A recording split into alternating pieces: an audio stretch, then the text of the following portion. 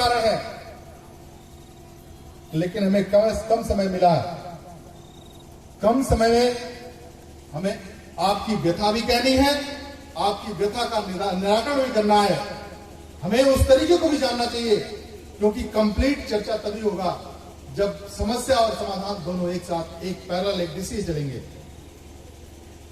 हमारे भीतर एक ऊर्जा है, एक चेतना है, एक सत्ता है, एक जीव है, एक परमात्मा का अंश है, एक रूह है, एक रूहानियत है। वो कहां है? वो कहां है?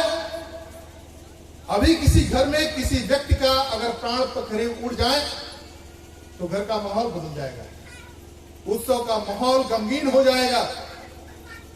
क्या घटना हुआ तो किसी से पूछा जाएगा तो सिर्फ इतना कहा गया कि फला व्यक्ति का इंतकाल हो गया, फला व्यक्ति का देहावसान हो गया, फला व्यक्ति ने शरीर छोड़ दिया, फला व्यक्ति मर गया। जीवित अवस्था में क्या वजह था कि उसे जीवित कहा गया? मरने के बाद क्या हुआ जिससे उसे मरा हुआ कहा गया? विचारने का प्रश्न वहीं शुरू होता। जब आप जीवित थे तो शरीर में क्या था? जब आप मर गए तो शरीर से क्या चला गया? क्या उसे आपने देखा? क्या आपने उसे रोका?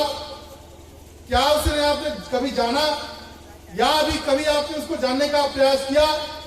क्या उसके रूप को, क्या उसके रंग को, क्या उसके आकार को, क्या उसके प्रकार को, क्या उसके स्वाद को, क्या उसकी सत्ता को, क्या उसके पावर को आपने जानने का प्रयास किया? नहीं किया। क्या जानने का प्रयास किया? धन को जानने का प्रयास किया, स्त्री को जानने का प्रयास किया, पुत्र को जानने का प्रयास किया, सत्ता को जानने का प्रयास किया, देश में राज करने का प्रयत्न आपने किया, वैज्ञानिक वेद पुराण शास्त्रों ग्रंथों को पढ़ने का प्रयत्न किया, उस ऊर्जा को जानने का प्रयास नहीं किया।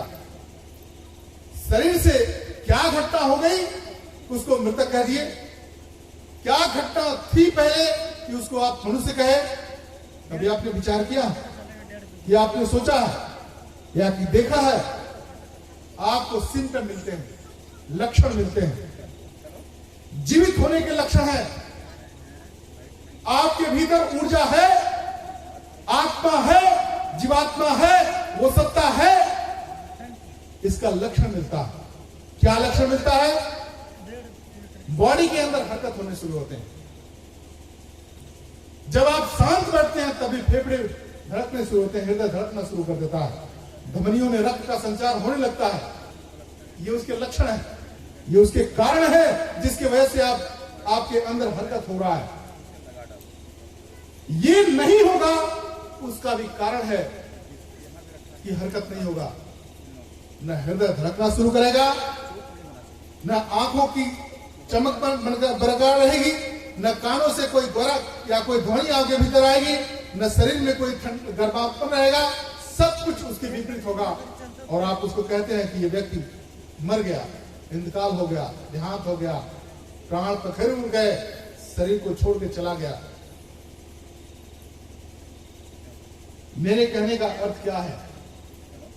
जिस चीज को आप महत्व देते चले आए, चाहे वो धन हो, चाहे वो रिश्ता हो, या आपका शरीर हो, जिसको आप महत्व देते चले आए, क्या वो महत्वपूर्ण है या आपके अंदर से निकली हुई ऊर्जा महत्वपूर्ण थी जिसकी वजह से सबके सब सुने पड़ गए, सारा उत्सव गमगीन में तब्दील हो गया, सारा माहौल बिगड़ गया, लोग छाती पीट कर गुड़ना शुरू कर दिए, लोग लोट पोट करके चीखना शुरू कर दिए, वापस करने की चेष्टा में कि फिर वो ऊर्जा, फिर वो चेतना, फिर वो आत्मा, फिर वो प्राण आपके भीतर रक्त का संचार कर दे, आपके वाणियों में एक विस्तार कर दे, आपके मस्तिष्क में एक चमक पैदा कर दे, आपके विचार में एक तीक्ष्ण पैदा कर दे।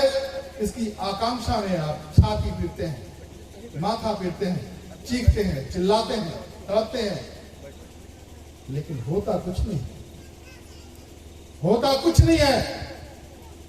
अंततः अभी आपने लोकपाल के माध्यम से सुना भी था कि लाश का ठिकाना मखमली बिस्तर नहीं होता, लाश का ठिकाना कमरे के मुख्य जो बेड है वो नहीं होता,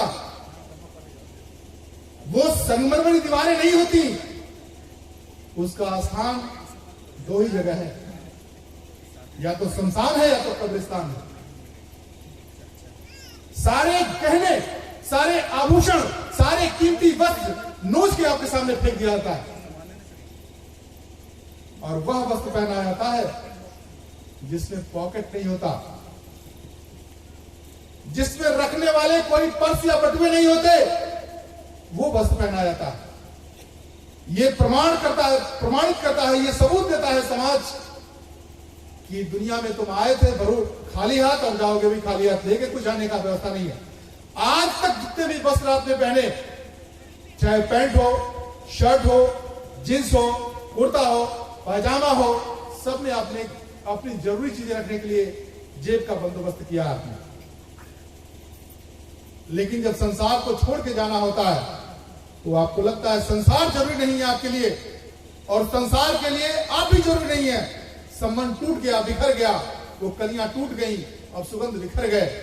अब एक अंतिम यात्रा, मातम की यात्रा होती है। आपको जलाया जाएगा या दफनाया जाएगा।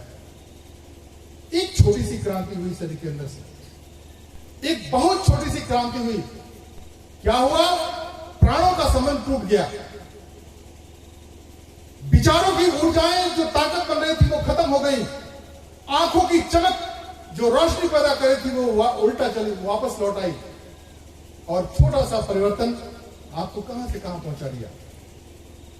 एक सत्ता थी, एक ऊर्जा थी, एक चेतना थी आपके शरीर के अंदर, एक आत्मा थी जिसको न समझने का फुर्सत मिला, न जिसको जानने का फुर्सत मिला, न जिसको महत्व को समझे, न जिसकी वजह से आपने कभी उसका चिंतन किया, न मनन किया, ये नहीं कर पाए।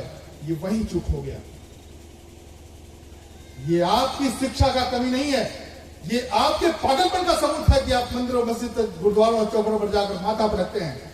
अपने भीतर एक बार ढूंढ कर देखिए, जब परमात्मा के अंश से सारा रूबरू है, सारी सत्ता एक दिशीय है, सारा का सारा भीतर से बाहर तक उससे ओतप्रोत है, उससे लबालब है, फिर प्रेम के इस खान को, फिर दया के इस सागर को, फिर इस परम आनंद को, फिर इस परम शांति को, फिर इस परम महासुख को छोड़ करके आप चंद सिक्कों के लिए दौड़ करके मस्जिद, मंदिर, गुरुद्वारे पर जाकर माथा पर रखते हैं, सुख की थोड़ी सी झलक पाने के लिए।